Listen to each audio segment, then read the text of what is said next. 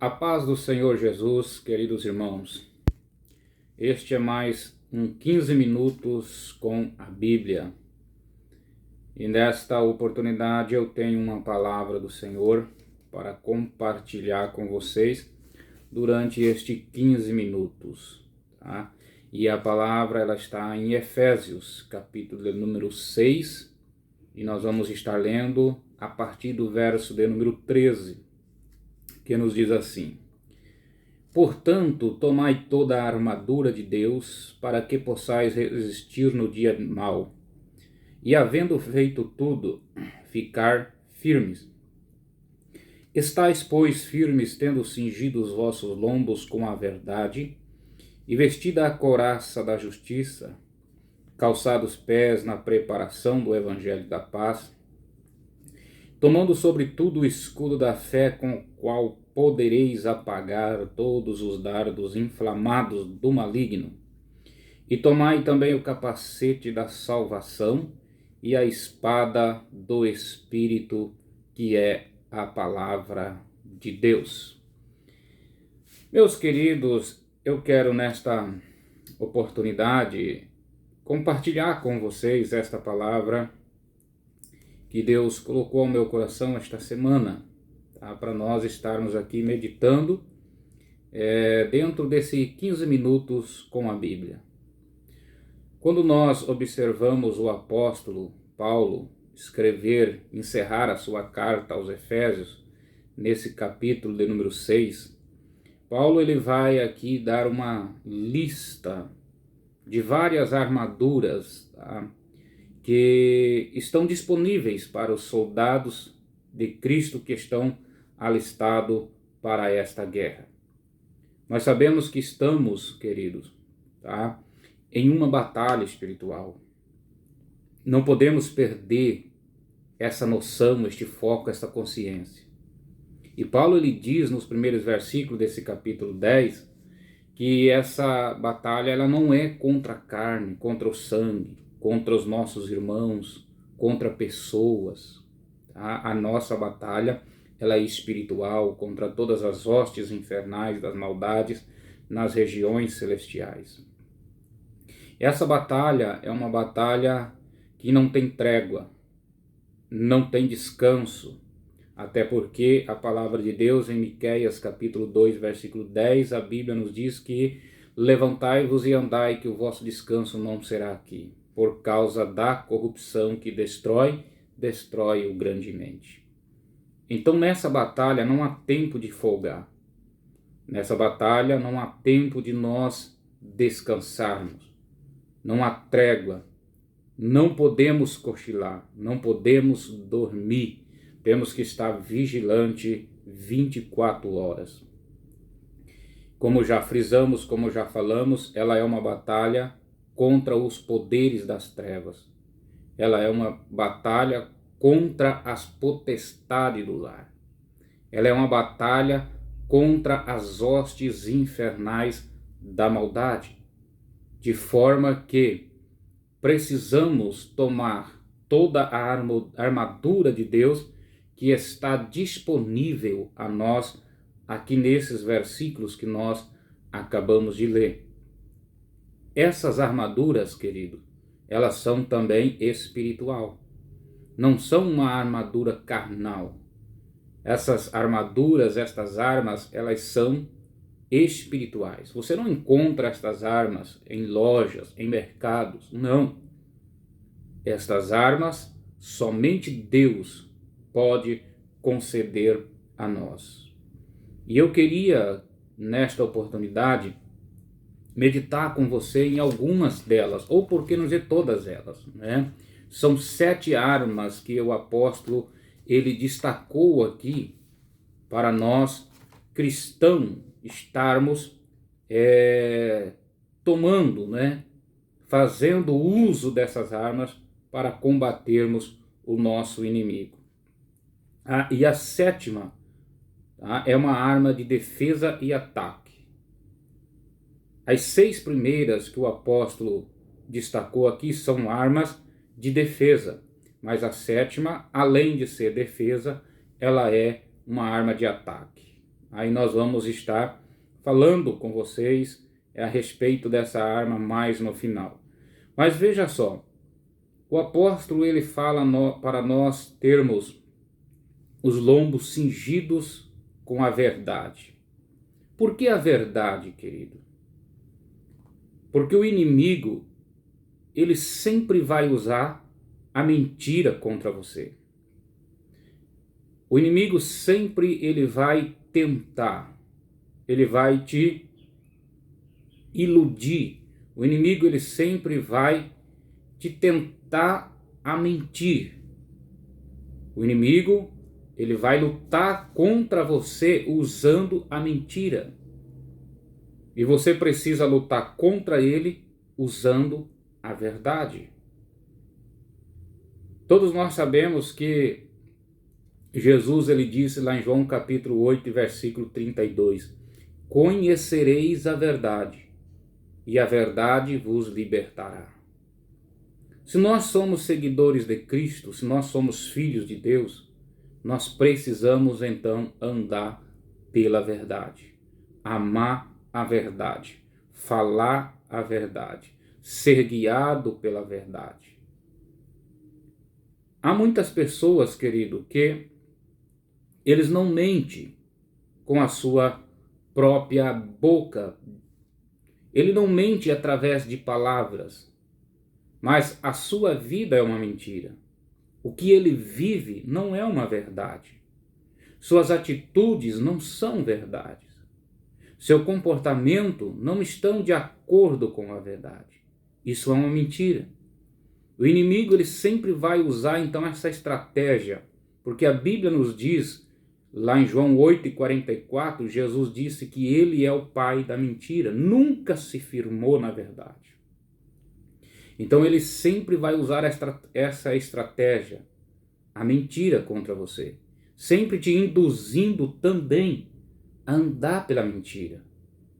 Às vezes tem pessoas, querido, que para se sair bem ou para se dar bem diante de uma situação, eles lançam mão da mentira, achando que se falar a verdade vai prejudicá-lo naquele momento.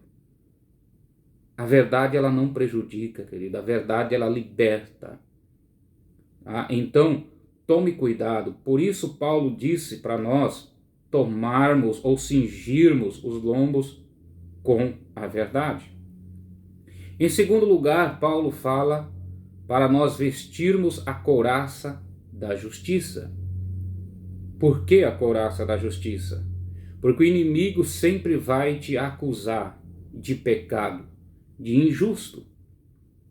O inimigo sempre vai puxar alguma coisa do teu passado para tentar te condenar agora. Mas se você estiver, querido, vestido com a couraça da justiça, você não vai se abalar com tais acusações do inimigo. Eu me recordo agora de quando aquele filho pródigo retorna para a casa do pai.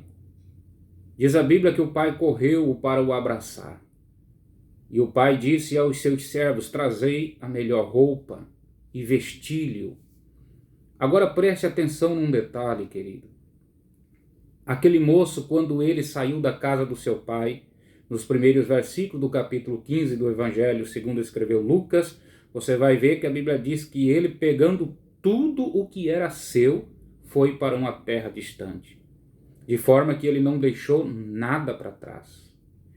A pergunta agora então é: que roupa foi essa que o pai vestiu no seu filho quando ele voltava? Era a sua própria roupa. O menino ele voltava com as consequências do pecado. O menino ele voltava com a sujeira do pecado. O menino ele voltava maltrapilho, mal vestido. O menino ele voltava para a casa do seu pai trazendo sobre si as marcas da desobediência e do pecado. Mas quando o seu pai o vê, então ele toma sua melhor roupa que quem sabe ele usava em épocas de festa, em ocasiões especiais, e coloca sobre o moço aquela melhor roupa. Ou seja, toda aquela vida de pecado, toda aquela mancha do pecado que o menino trazia sobre si, quando ele é vestido pela roupa do seu pai, tudo aquilo é coberto, de forma que ninguém mais olhava o moço da forma em que ele se encontrava, mas sim, agora via sobre o moço a túnica do seu pai. Toda a sua transgressão foi coberta. A Bíblia nos diz, o salmista, ele nos diz que bem-aventurado aqueles cujos pecados é perdoado e as suas transgressões são cobertas. Isaías, ele fala que o Senhor nos vestiu com vestes de justiça e de salvação. Então não permita que o inimigo te acuse de coisas do passado, porque você já foi justificado por Cristo na cruz do Calvário, e sobre você está a justiça, ou as vestes de justiça. Por isso que Paulo diz então aqui para nós vestirmos esta couraça da justiça. O apóstolo ainda nos diz que nós devemos estar com os pés calçados com o sapato da preparação do Evangelho da Paz. Por que sapatos? Porque o inimigo, ele sempre vai te oferecer o caminho mais fácil. Quando a Bíblia se fala de sapato, quando a Bíblia fala-se de pés, ela está falando de caminho, de caminhar. O salmista, ele nos diz, bem-aventurados são os pés daqueles que anunciam o Evangelho, do que anunciam a paz. Então, querido, o inimigo sempre vai usar contra você o caminho mais fácil, sempre te oferecendo o caminho menos dolorido, menos doloroso. Existe momento na tua caminhada, querido, que você vai se encontrar em caminhos de pedregais, em caminhos de espinhos, mas foi por ali que o Senhor traçou para você passar. Mas o inimigo, ele vai te oferecer um caminho menos doloroso.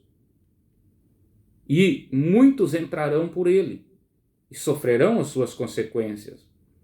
Mas se você estiver com o sapato nos pés, qualquer caminho que você tiver que cruzar, seja no vale, seja nos pedregais, seja na areia, seja nos espinhos, você estará calçados.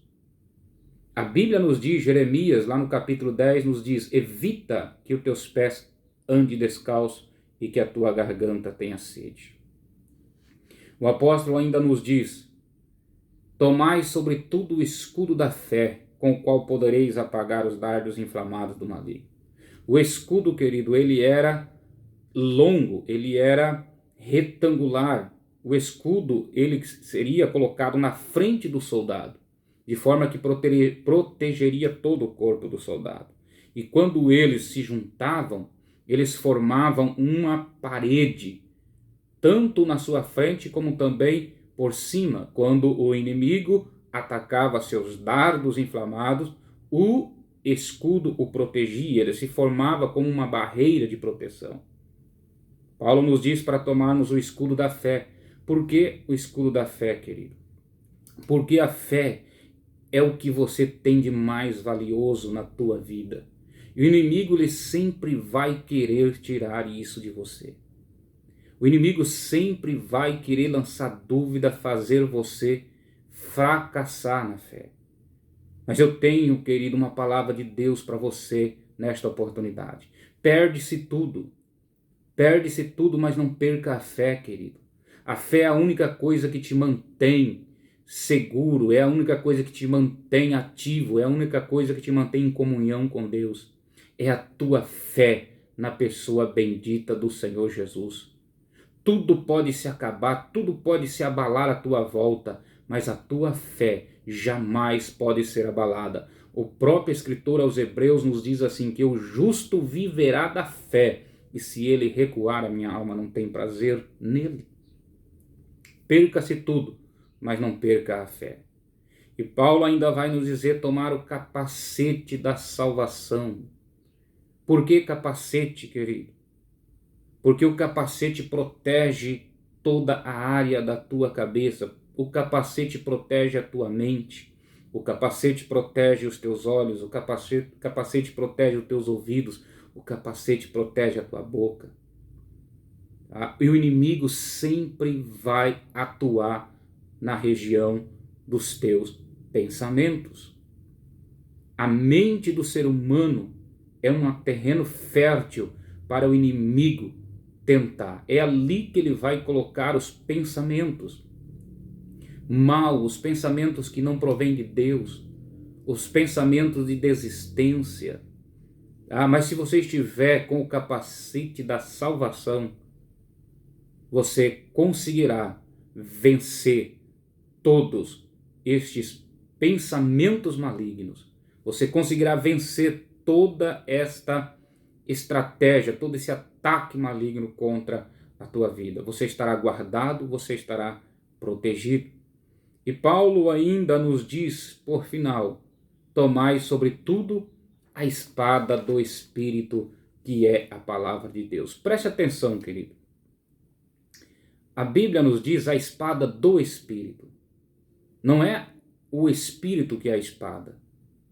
Nós precisamos tomar a espada do Espírito. Que espada é essa? Paulo diz que é a palavra de Deus. É a Bíblia. Eu faço uma pergunta para você. Quem de nós aqui andou com Jesus no seu ministério terreno? Quem de nós ouviu Jesus falar alguma coisa pessoalmente? Nenhum de nós. Jesus andou nessa terra há 2000 anos atrás, pregando, ensinando, deixando os seus ensinamentos. Então nós não ouvimos Jesus falar. Nós não presenciamos Jesus falar. Mas tudo que Jesus falou está escrito na sua palavra. Tudo que Jesus falou e o que nós precisamos saber está escrito na Bíblia. E o próprio Jesus disse que o Espírito faria nos lembrar de tudo que ele disse. E tudo que ele disse está na Bíblia. Então, querido, a espada do Espírito é a Bíblia, é a palavra de Deus. Agora, como nós vamos usar esta espada se nós não estamos familiarizados com ela? Se nós não estamos lendo, meditando todo dia? Não há como o Espírito Santo usar esta espada contra o inimigo se nós não temos comunhão com ela. É por esse motivo que Paulo ele diz para Timóteo que o obreiro deve saber manejar bem a palavra da verdade. Então, querido, pense nisso. Tome as armaduras de Deus, porque a batalha ela é tremenda. A batalha ela é renhida. A batalha ela é todos os dias. Existe um momento em que você vai travar essa batalha corpo a corpo com o inimigo. Existe um momento em que a igreja vai ter que lutar de uma forma coletiva, mas existe um momento em que você vai ter que lutar sozinho. Por isso que quando Paulo ele fala aqui sobre a espada do Espírito, ele usa o termo machaira, que quer dizer espada pequena, porque dá para você travar uma luta corpo a corpo com o inimigo. Então chegará um momento, querido, em que você travará essa batalha, essa guerra, de maneira individual. Mas se você estiver vestido com as armaduras de Deus, que foi citada aqui, Deus te dará a vitória. E você sairá vitorioso, e o inimigo envergonhado, o inimigo derrotado.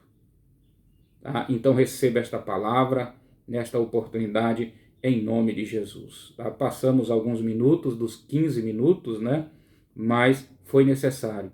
Tenho certeza que Deus falou com você poderosamente. Que Deus abençoe a tua casa, que Deus abençoe a tua vida, que Deus abençoe a tua família, que Deus abençoe o teu ministério, em nome de Jesus. Até a próxima.